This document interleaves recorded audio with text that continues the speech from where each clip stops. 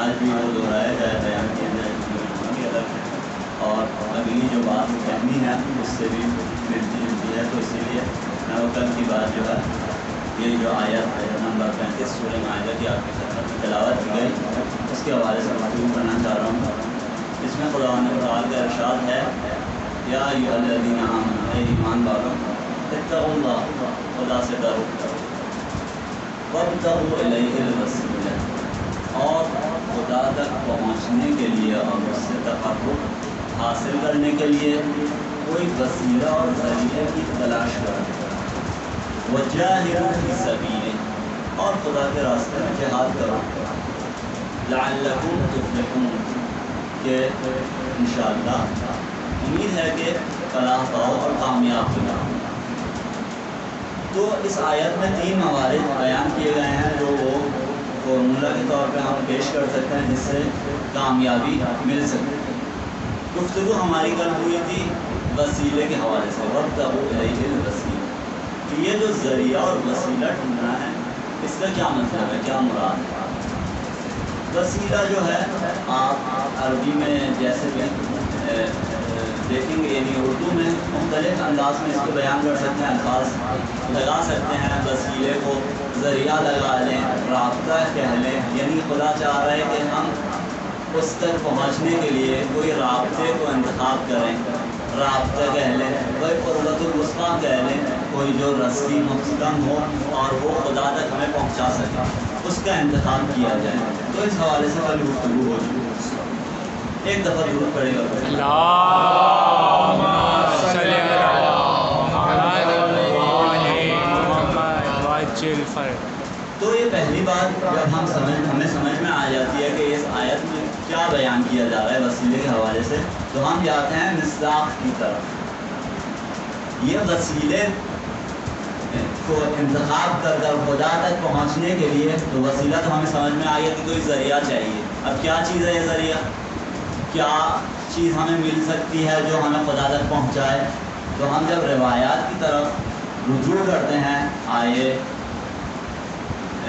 ذیل یہ اسی آیت کے ذیل میں یا دوسری آیت کے ذیل، تو ہمیں یہ ملتا ہے کہ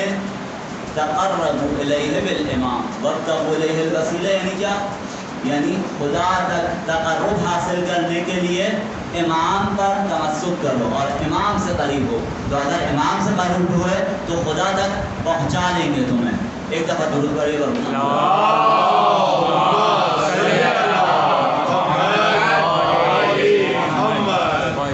تو عزیزان کرام، ہمیں اگر خدا تک پہنچنا ہے اور کامیاب ہونا ہے دنیا اور آخرت میں، اس آیت میں ہمیں وسیلے کی طرف جو محمد اور محمد ہیں اشارہ دے رہی ہیں کہ ان کی طرف توجہ کرو اور ان کی رسی کو تھام لو، وہ تمہیں فلاح تک پہنچا دیں گے۔ اور یہ رابطے کے لیے 2 چیزیں ضروری ہیں جو انشاءاللہ آج کی گفتگو میں بھی اس پر توجہ کی جائے گی۔ ایک علم ہے اور ایک عمل ہے۔ اگر ہم چاہتے ہیں کہ یہ رابطہ مضبوط ہو، یہ رابطہ قائم ہو، تو ایک ہمیں علم چاہیے کہ وہ کیا چاہے، علم خدا تک پہنچنے کے لیے احکام پہ علم ہونا چاہیے ہمیں کہ کیا کہنا چاہ رہے ہیں، کیا چاہتے ہیں ہمیں، اور دوسری چیز اس پر عمل کرنا۔ تو اگر یہ 2 چیز ہو گئی تو ہمارا رابطہ قائم ہو جائے گا اور ہم انشاءاللہ خدا تک پہنچ جائیں گے۔ تو ہم اب چاہ رہے ہیں یہ رابطے کو قائم کریں اور خدا تک پہنچیں۔ یہ ایک واسطہ کیا چاہیے، پہلے ہم نے بولا کہ علم کی ضرورت ہے، ہمیں علم چاہیے۔ علم یعنی ہمیں پہچاننا ہوگا اہل بیت کو، وہ کیسے لوگ تھے، کیسے رہتے تھے، ان کا کیا معاشرہ تھا، ان کے کیا انداز سے زندگی کرتے تھے۔ اگر ہمیں اس پہ علم حاصل ہو جائے گا تو اور اس پر عمل کریں گے تو یہ انشاءاللہ رابطہ قائم ہو جائے گا اور ہم سعادت تک پہنچ جائیں گے۔ ایک اور دفعہ درود پڑھیے تو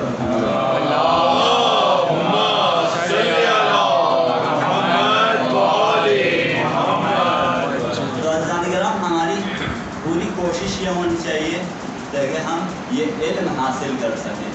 اہل بیت کو پہچان سکیں، ان کی زندگی کے بارے میں معرفت حاصل کر سکیں، جو ہمیں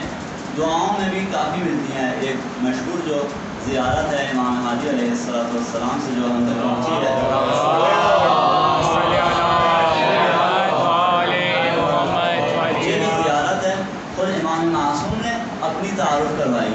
پہچانوایا ہے ہمیں کہ وہ جو ہے زیارت جامع کبیر، بہت اچھی زیارت ہے، اگر اس پر توجہ کیا ہے اس پہ بھی یہ موارد جو ہم نے ابھی بیان کیے ہیں کہ کیا من اعتصم بکم فقد اعتصم باللہ، کیسے جو آپ کو تھام لے گا، آپ پر توجہ کرے گا، وہ خدا تک پہنچ جائے گا۔ یعنی ایک اور الفاظ میں بیان کرنا چاہوں بچوں کے لیے، جیسے کہ ہم کہتے ہیں کہ پیغمبر خدا نے فرمایا، رسول گرامی اسلام نے فرمایا انا مدینۃ العلم وعلی بابھا، اگر رسول تک پہنچنا ہے کہ علی کے در سے وارد ہونا ہے تو خدا تک پہنچنے کے لیے بھی اہل بیت کے در سے وارد ہونا ہوگا، وگرنہ کوئی دوسرا دروازہ ہمیں نہیں ملے گا، اگر بھی ہوگا تو وہ بند ہوگا اور کہیں اور ہمیں پہنچا دے گا۔ ایک اور دفعہ درود پڑھیے گا۔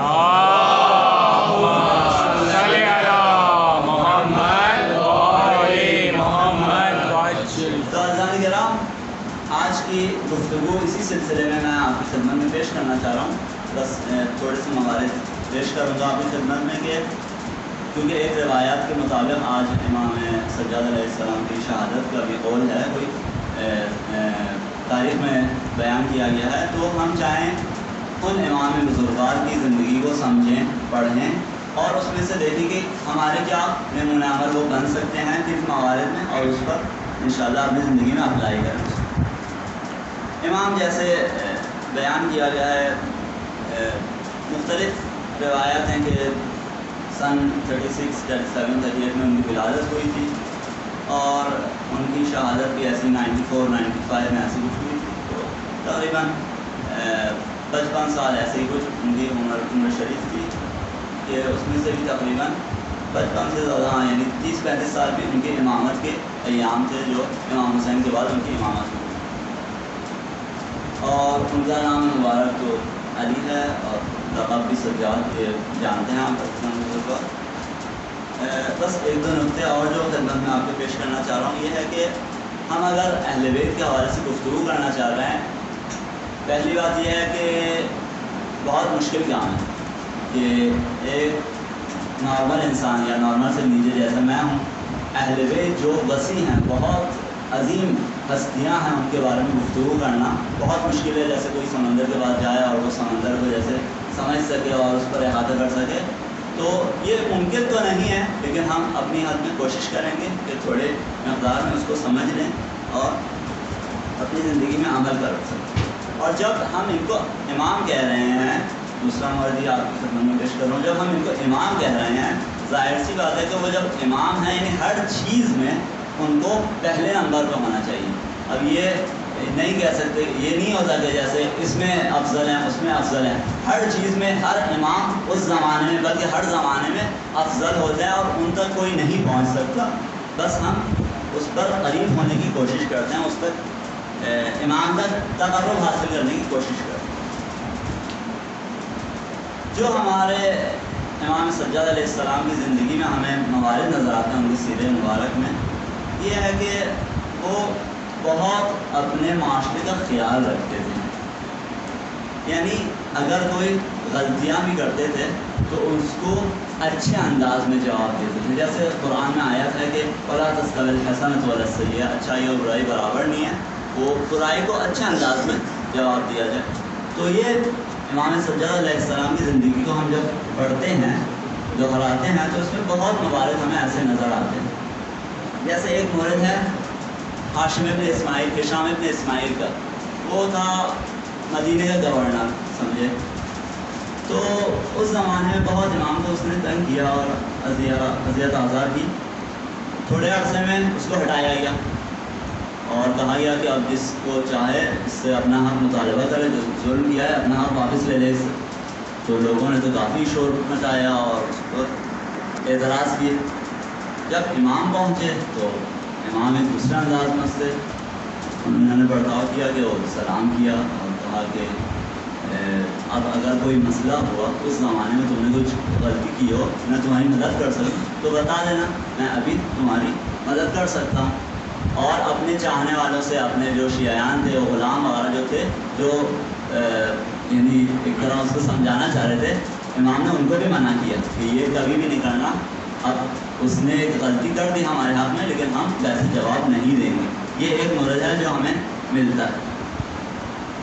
دوسرا مورد بھی ایسے ہی کچھ ہے، ان کے بھتیجے کے بارے میں جو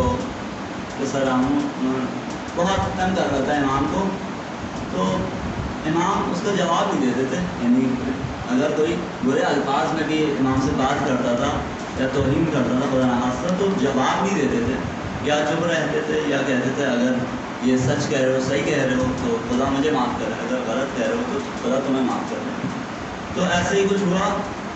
وہ امام جاتے تھے رات میں ناشناس طور پہ، یعنی ان کو نہیں پہچانے، اسی کے گھر پہ پیسے دیتے تھے، کھانا دیتے تھے، اور وہی اسی وقت امام کو برا بلا کہہ رہا ہوتا تھا کہ امام تو ہمارا خیال ہی نہیں رکھتے، پتہ نہیں کہاں ہوتے ہیں. وہی امام اس کو مدد کر رہے ہوتے تھے، لیکن اس کو معلوم نہیں تھا. کچھ عرصے میں امام گئے، شہادت ہو گئی امام کی، تو اب کوئی نہیں آ رہا تھا گھر پہ. پھر اس کو سمجھ میں آیا کہ کتنی بڑی غلطی ہوئی، اور ابھی تک اس کو سمجھ میں نہیں آ رہا تھا جو اس کو مدد کر رہا تھا وہی امام. تو یہ پہلا مورد ہمیں نظر میں آتا ہے امام کی زندگی میں، کہ ہمیشہ اچھائی برائی کو اچھے انداز میں اچھے طریقے سے جواب دے. دوسرا مورد میں آپ کی خدمت میں پیش کروں اور ذہنت کو تمام کروں، یہ ہے کہ ہم سمجھتے ہیں جیسے امام شاید خالی عبادت میں، مناجات میں، راز و نیاز میں، خدا سے عبادت کرنے میں سب سے ٹاپ تھے. بس ہمیشہ نماز پڑھتے ہوں گے، ہمیشہ مسجد میں ہوتے ہوں گے، وہ تو ٹاپ میں تھے اس چیز میں، لیکن یہ نہیں تھا کہ دوسرے کاموں سے وہ غافل ہو جائیں یا ان کو چھوڑ دیں. تو اسی حوالے سے کہتے ہیں کہ بہت سی فیملیوں کو امام نے کفالت کی بھی تھی، ان کی ذمہ داری سنبھالی بھی تھی. ان کے گھر پر جیسے روشن پہنچانا، کھانا پہنچانا، پیسے دینا، یہ ذمہ داریاں سنبھالی ہوئی تھیں. جیسے کہ جب مدینے میں یزید نے حکم کیا کہ حملہ کیا جائے، تو امام کے گھر میں امام نے تقریباً 400 فیملیز کو اپنی کفالت میں رکھا اور اپنے گھر میں ان کو امان محفوظ رکھا. تو یعنی شیعوں کی اور افراد کا بھی اتنا خیال رکھا جایا تھا امام رکھتے. دوسرا مورد جو امام کی زندگی میں ہمیں نظر آتا ہے، ان کا حلم اور برداشت ہے جو ہمیں نظر آتا ہے. اس واقعے میں حلم بھی سمجھ میں آتا ہے اور امام کا فضل بھی حلم اور علم دونوں سمجھ میں آتا ہے. یہ واقعہ وہ واقعہ ہے جو امام کو جب شام میں داخل کیا گیا یزید کے دربار میں جب لے جا رہے تھے، تو وہاں پہ ایک شامی تھا، امام کو نہیں پہچانا تھا، اس سمجھ تھا کوئی کافر ہوگا جو دین سے باہر نکلا ہوا، تو برا برا کہنے لگا، توہین کرنے لگا. امام نے اپنی عادت کے مطابق جواب نہیں دیا،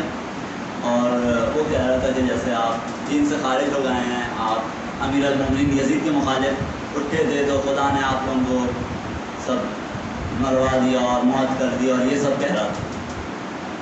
تو امام نے پوچھا قرآن پڑھتے ہو؟ تم؟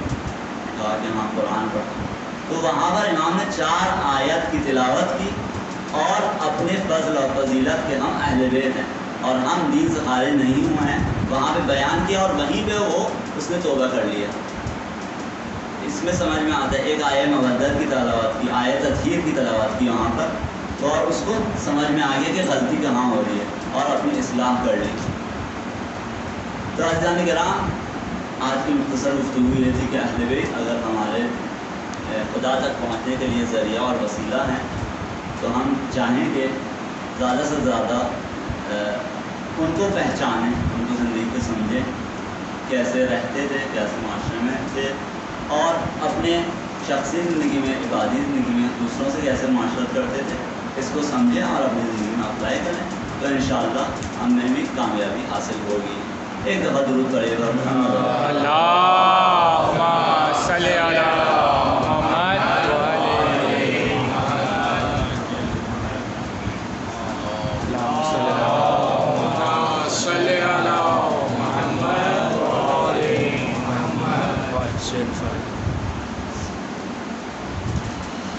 بابا سے بولیں نعرہ صلوات.